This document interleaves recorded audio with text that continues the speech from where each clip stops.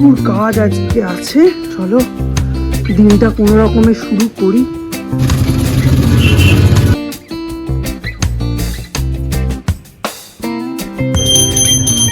Back to Zinnia blogs. Zinnia ব্লগসের নতুন একটা ব্লগে তোমাদের সকলকে অনেক অনেক ওয়েলকাম। এখন বাজে প্রায় 9টা, দুজনেই উঠে গেছে। মিস্টার বিশেষ বেরিয়ে গেছে, বিশেষকে ডালিয়া করে দিলাম। আর এখন সব কাজকর্ম আস্তে ধীরে সারবো।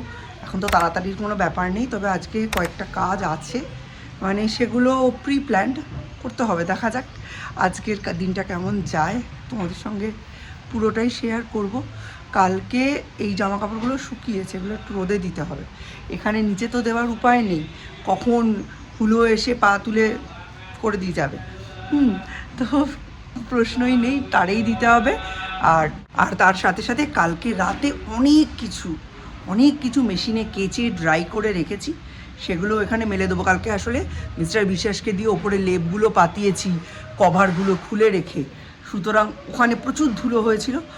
আজকে সকালবেলা ঝাঁটটাটও দিয়ে রেখেছি ওপরটা, সরস্বতী দিয়ে এসে ওপর যেরকম ঝাঁট দেওয়া ঝাঁট দিয়ে ওপরটা ভালো করে মুছবে। ওনার তো আবার যেদিন ওপর করবো নিচ করবো না, পা ব্যথা হোক আর মাথা ব্যথা হোক, জুতোগুলো খুলবে যখন জায়গা মতো রাখবে, যা ওখানে উঁচুতে রাখো।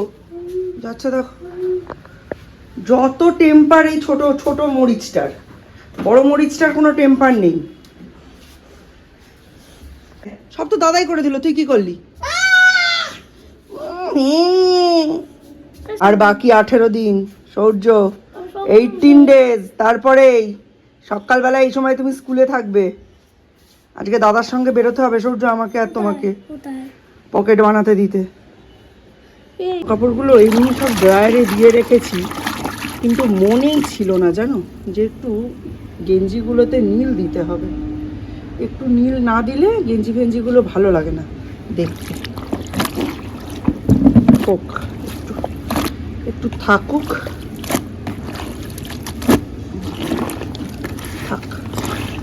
একটু থাকুক, তারপর দেখছি।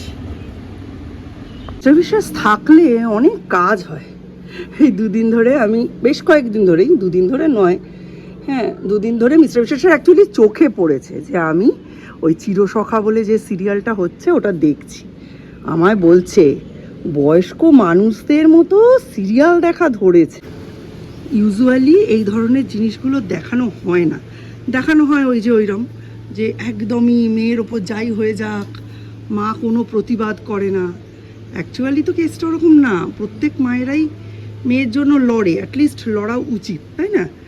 এই কারণে এই সিরিয়ালটা আমার বেশ ভালো লাগছে। বেশ শুধু স্বতন্ত্র ঘোষ না, কমলিনীও বেশ মানে প্রতিবাদ করে, যখন জল মাথার উপরে উঠে যায় তখন প্রতিবাদ করে। প্রথম সব কটা সিরিয়ালই ভালো হয়, তারপর আস্তে আস্তে বাজে হয়ে যায়। মানে এরমও হতে পারে, এরম স্ট্রাগল করে কমলিনী সমস্ত ছেলে মেয়েগুলো দাঁড়ালো, তারপরে বড় ছেলেটা পাল্টি খেলো, পরে এরমই হবে, মানে বড় ছেলেটা পাল্টি খাবে, তারপর মেজো ছেলেটা তো এমনি মানে পাল্টিবাজ, মেজো ছেলের কথাটা বাদই দাও। চলো জামা কাপড় সব মেলে দিয়েছি, এই যে সব জামা কাপড় মেলে দিয়েছি। ওইগুলো এখানে যতক্ষণ থাকবে একটু রোদে তাতবে, আমার ওখানে দাঁড়িয়ে থাকতে হবে। আজকে রান্নাবান্নার সেরকম চাপ নেই। আর সৌর্যকে ছাতু খাইয়ে দিয়েছি, সৌর্যকে এখন হালকা পাতলা কিছু দেব। আর 2 নম্বর হচ্ছে কী যেন ঠিক করলাম, ও দ্বীপের জন্য কিছু টিফিন একটা করতে হবে, তখন হয়তো সৌর্য একটু খাবে। তবে সৌর্যকে আজকে পড়ার দিকে একটু বেশি করে বসাবো। আর 2 দিন, যে 2 দিন ওর বাবা ছিল, সেই 2 দিন আমি ইয়েকে ডাকিনি, বাচ্চাটাকে পড়তে ডাকিনি। তো আমি বলেছিলাম যে ওটা আমি মেকআপ করে দেবো এই 2 দিন, স্যাটারডে করে 2 সপ্তাহ পরিয়ে দিলেই মেকআপ হয়ে যাবে। মেকআপ করানোটা প্রয়োজন নয়, কিন্তু মেন ব্যাপারটা হচ্ছে এই সময় না বাচ্চাদের রোজ পড়ার হ্যাবিটটা থাকা জরুরি, নইলে বাচ্চাদের অভ্যাসটা চলে যায়। এই যে কান্না বন্ধ করে বেশ আমার কাছে বসে 1 ঘন্টা 1.5 ঘন্টা পড়ছিল, সেই হ্যাবিটটা একটু হলেও তো হ্যাম্পার হয়েছে।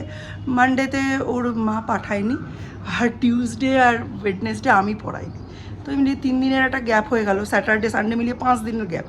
স্যাটারডে সানডে মেলাবো না, কারণ ওটা ওর এমনিই ছুটির দিন। পড়তে বসাবো বললাম, রাজি করতেই তো 1 ঘন্টা, পড়তেই বসতে চায় না জানো।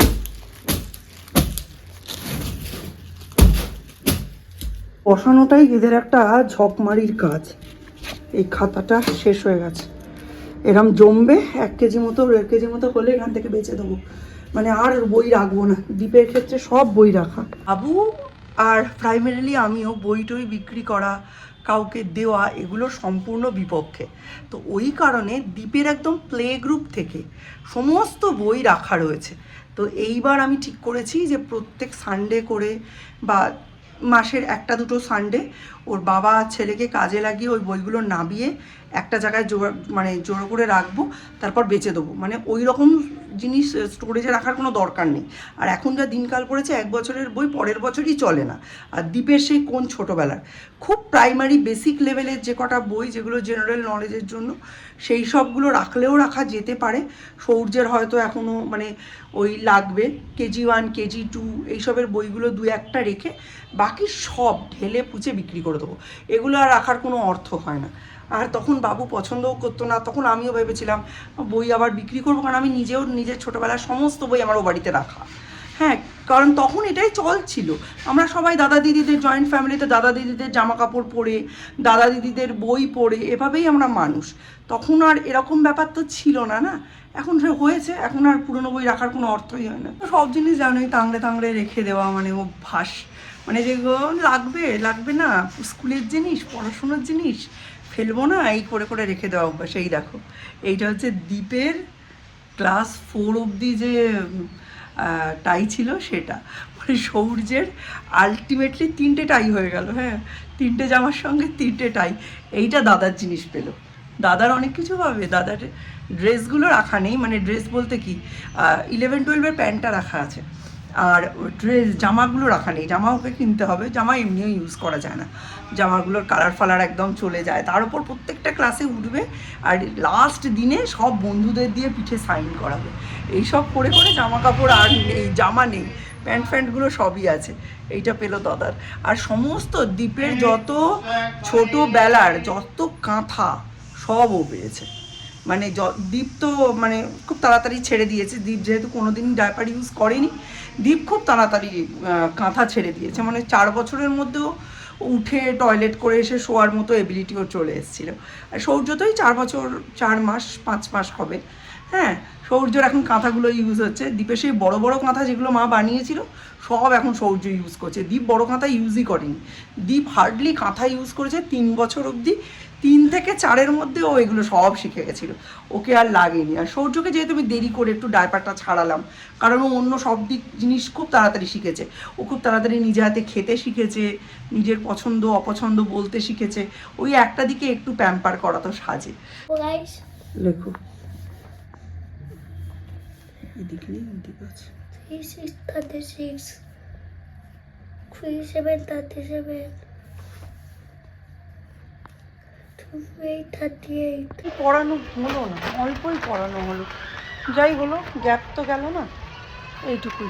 কাজটা করতে দিয়ে বাড়িতে এসে রান্না চাপানোর খুব একটা নেই আজকে, ঘরদোর গুছাতে হবে। কালকে 2টো খাটের সমস্ত কিছু মিস্টার বিশ্বাস তো বললো করেই দিয়ে গেছে।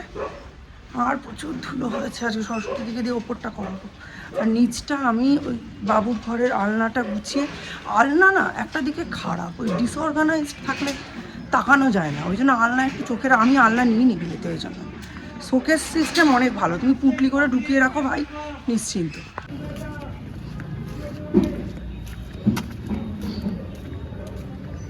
চলো, এখানটা দিয়ে যেতে ভালো লাগে। নৈহাটিতে এই জায়গাটাতেই একটুকরো নেচার একটু বেঁচে আছে, নইলে পুরোটাই মানে সিটি হয়ে গেছে। এত ফ্ল্যাট বাড়ি আর বলা দায়। এখানটা অনেক অনেক প্রচুর প্রচুর মাছরাঙা আসে, সারস আসে, অনেক কিছু আসে। এই রাস্তাটা সন্ধ্যের দিকে একটু অ্যাভয়েডই করি, এখানে মানে সুরাপানে মতো কয়েকজন থাকেন ওই জন্য। আদারওয়াইজ জায়গাটা খুব সুন্দর। আর ভাবছি ঈশানীর মিরাকি থেকে তো নিয়েছি, মোনালিসা রূপসায়র থেকে 2টো বসা স্টোন ফিট করা যে রূপোর ট্যাপ নেব। হ্যাঁ, সবসময় পরার জন্য। নাকচাবিটা একটু খুলেছি কারণ একটু ব্যথা ব্যথা হয়েছিল, একটু বোরোলিন গরম করে দিয়ে তারপর পরবো আবার।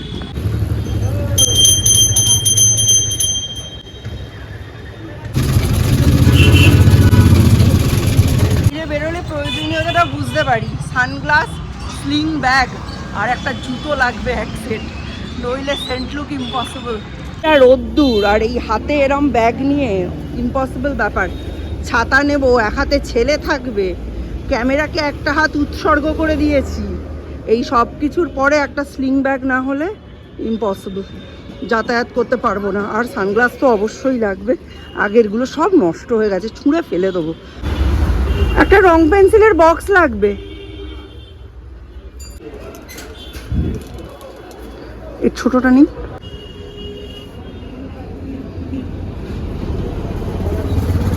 কত করে এক একটা? ডলার হলেও হবে, অসুবিধা নেই, হয় ডলার নয় রূপা, যে কোনো একটা। এগুলো কত করে?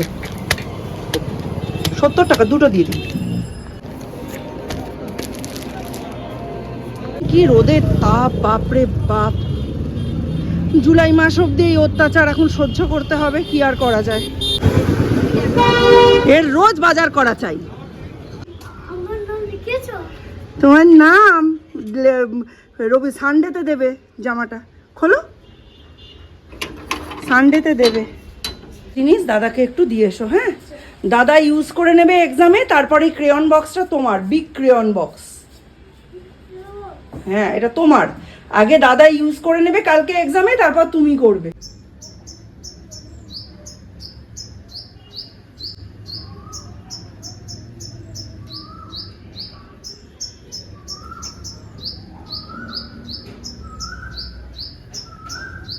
সুন্দর ডাকছে না কোকিলটা, আমি অনেকক্ষণ ধরে শুনছি, তারপর ভাবলাম তোমাদের শোনাই বসন্তের কোকিলের ডাক।